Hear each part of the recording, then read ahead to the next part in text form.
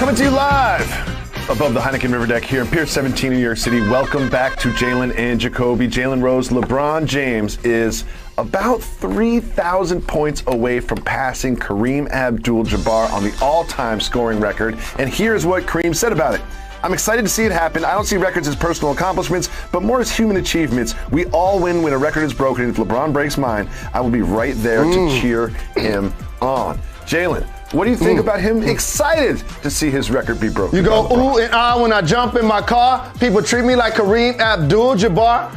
Keep showing that footage because I want you guys to continue to recognize the trademark most unstoppable shot in the history of basketball that has never been duplicated. So much so that Kareem Abdul Jabbar ain't played basketball in like 35 years, and he's still the NBA's all-time leading scorer.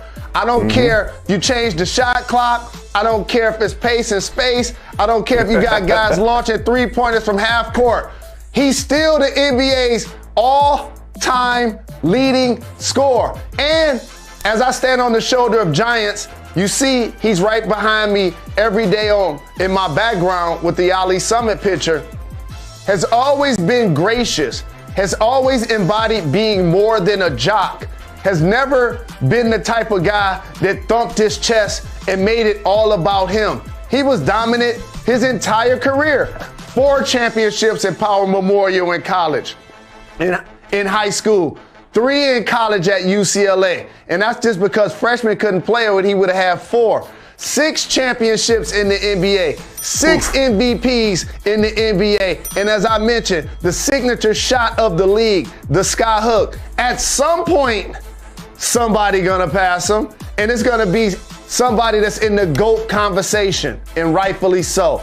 LeBron James is in position to potentially do it. Of course, and when you talk about the numbers and you take a look at them, we'll show them to you right now. It gets really interesting because you mentioned the GOAT conversation, which Kareem should be a part of, but he really only needs to play about 2.5, 3 more seasons. LeBron is going to do that. He'll probably play at least 4 or 5 until he's about 40, 41. However, if LeBron James, I can't believe I'm asking this, passes Kareem Abdul Jabbar, do we have to readdress the GOAT conversation? No, that ain't got nothing to do with Michael Jordan. That has nothing to do with Michael Jordan. And I just got to tell everybody something. I'm not, and by the way, youngsters, 40 and under, you're using the term hating wrong. Just because I disagree with you, that doesn't mean I'm jealous. It doesn't mean I'm hating. It just means I played against MJ and I played against LeBron. And I'm going to assess both of their careers. And I'm telling you, when you're using the word greatest, there's nothing greater than 2 separate three-peats. That's what Michael Jordan was able to achieve. LeBron has not been able to do one just yet. And the list goes on and on of other accomplished. Kareem Abdul Jabbar is second on the GOAT list. MJ and Kareem, no debate. Well, something tells me there is debate, and we'll have it later because it comes up every single year. But something that is fresh and interesting is reports out of the Houston Rockets camp where they would be willing to work with John Wall to find a trade partner for them. Now, Wall is due $91.7 million over the next 2 seasons. Is there any potential that they can find a trade partner who someone's willing to take on that kind of a contract for John Wall services? First and foremost, keep getting them checks. And the league comes at you fast. And he went from being a 2010 2 steals guy with the Wizards and their best player and running alongside Bradley Beal to Beal becoming the best player and ending up in Houston dealing with some injuries. They draft Jalen Green. They signed Christian Wood. They develop Kevin Porter Jr. So now they understand that they have something they can build on going forward. So you look at John Wall and his agent, you say, help us help you, and vice versa. They're looking for trade partners together, and I'm not surprised that they're trying to do so. Yeah, I looked at this news story and I canvassed the league, and I just can't see any potential deal, but things can change as the season goes on. Now, Mr. Rose, you are a great basketball analyst, sports analyst. Thank you, human brother. being. But one thing you are is the senior statue analyst, not just at ESPN, but of the world, and we have some statue news. It's very close to my heart. Hold up to the versus battle in a Pacers Jalen Rose throwback. What do you think, Jay? Dog got flavor, and he got bars. Appreciate the love. And it looks like he had a ticket, unlike us. Let's start the show.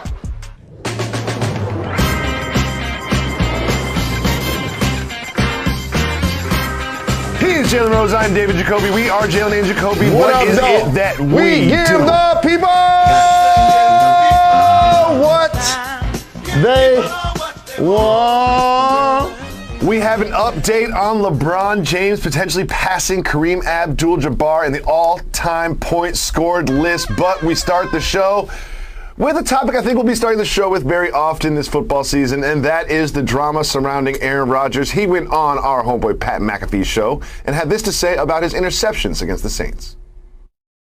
I don't like to make a lot of excuses for interceptions. You know, there's some shit ones, there's some, ones you wish you had back. There's some ones that really aren't your fault.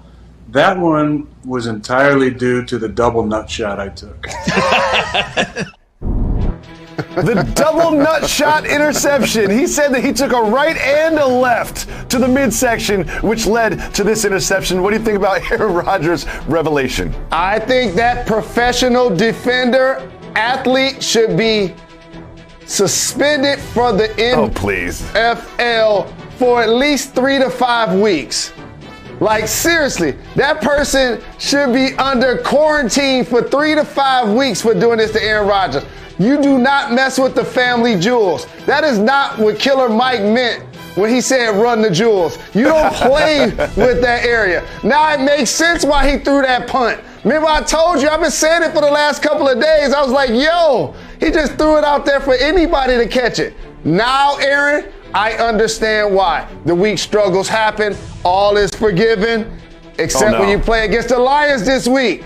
Because who we play on Monday Night Football, I'm not right? letting Aaron Rodgers off the hook. So this is one play that he has a very unique excuse for. But what about the other interception? What about never scoring a touchdown? What about losing by 35 points? What about all the drama you caused in the offseason that potentially affected this poor performance for the Packers? The only thing going well for the Packers is that they play the Lions. That's the only thing that's going well for the Packers next week is that they play the Lions. Wait.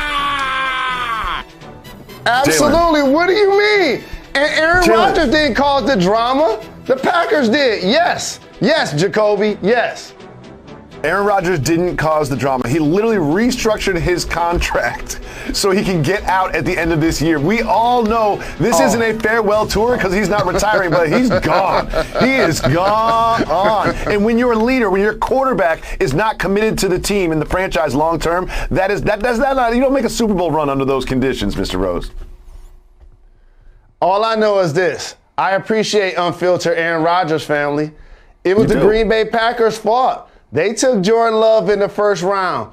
They sent him into the season with no guaranteed money. He's been there 15 plus years and still wasn't able to make the kind of personnel decisions someone in his position should be able to make. So I understand him being unhappy with the Packers. And like I said, I understand when you get hit in the family jewels while you're throwing interception. Hey, dog. That'll just go away after it happened? What do you mean? That's only one play. Now that lasts 3 to 5 weeks. That's how long the player should be suspended. You don't just get over that. Yes, you do. Another thing, if you look at him in the post-press conference with the man bun, you know what I mean? And just like the bags under his eyes looking like me when my wife is out of town. Like that's a man going through some things right there. The beard and like the hair, like he's going through some stuff. Like when I saw him in the post game talking about it was only one game, I was like, this seems like you're going through some things, man. He really is going through some things. Jacoby, you know who else was going through some things week one? The Packers defense. Because 25% of the time Jameis Winston threw a football, they ended up in the end zone. He had 5 touchdown passes. Aaron Rodgers wasn't playing D. 5 touchdown passes, only 14 completions. Like, that is insane. That's like 40% of the time he threw the ball, it ended up in the end zone. The Packers defense need to change. And Aaron Rodgers, I don't know how to fix this, dog. First of all, you're gonna win against the Lions. We gotta get a haircut. You know what I mean? You gotta get a haircut. I need a haircut. I don't know about all the locks flowing out the bottom of the helmet. I don't know if that's what we need from you right now, Aaron Rodgers. Hold on. I gotta introduce you to somebody. Our guy under center, Jared Goff. He told our fan base that we had a legit chance to win a division. Why are you dismissing what was said? It's the Lions have a legit chance weekend to win the division because the NFC North is the worst division in the NFL. At least they look that way after week 1. Jalen, there could be some changes in the AFC. The Chiefs are widely considered to be the favorite to win the AFC, but Eric Bieniemy is reportedly intrigued by the potential of filling that vacant head coach job at the University of Southern California. Mr. Rose, what do you think about the fit with Bieniemy at USC? Eric B. for president. I remember when he played at Colorado, was a terrific running back. Shout out to my brother Charles Johnson, who was the quarterback of that team. So I've been following him for a long time. And you can't take for granted, in particular as an African American, any high profile job. So whether it's in collegiate football, where there are probably a handful of black coaches, or in the NFL, where there are probably a handful probably getting paid top dollar.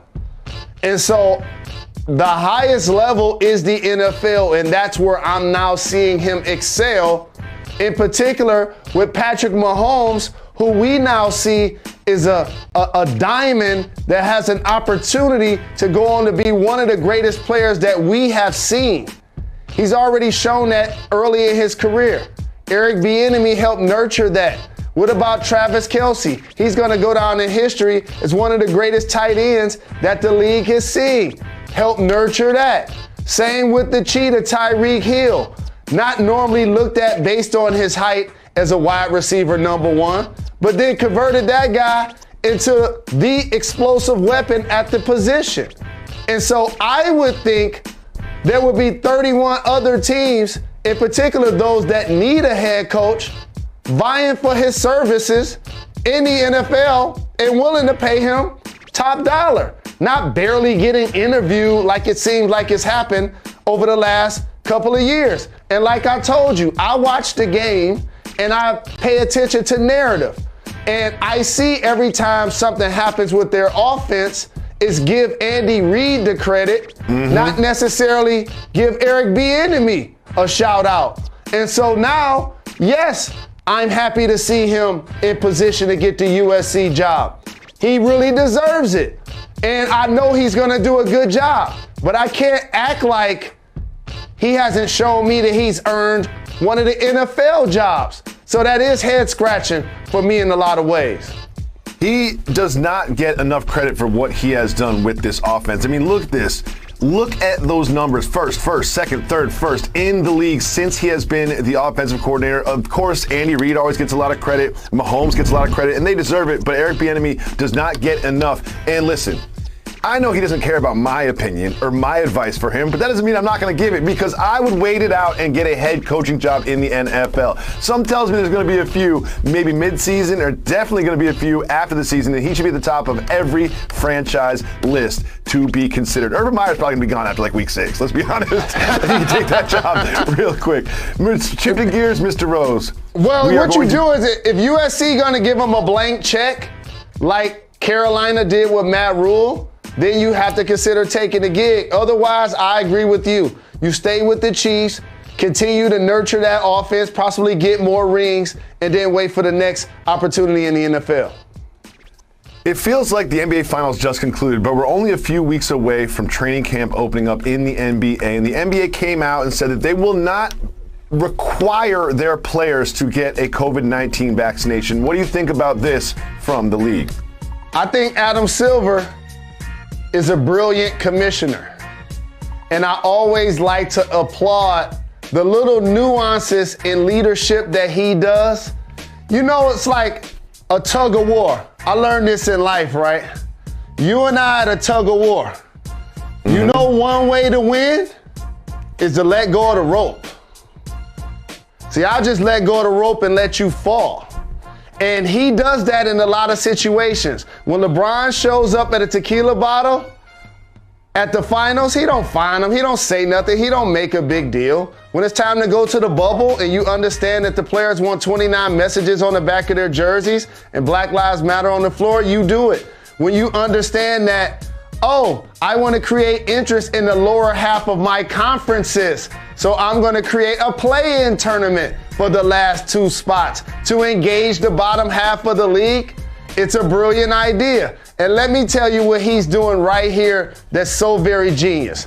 We just saw the Met Gala, and a lot was being said about whether or not Nicki Minaj was vaccinated, and she decided not to attend. It had me kind of doing some intel and thinking. There are a couple of teams that play in New York City, right?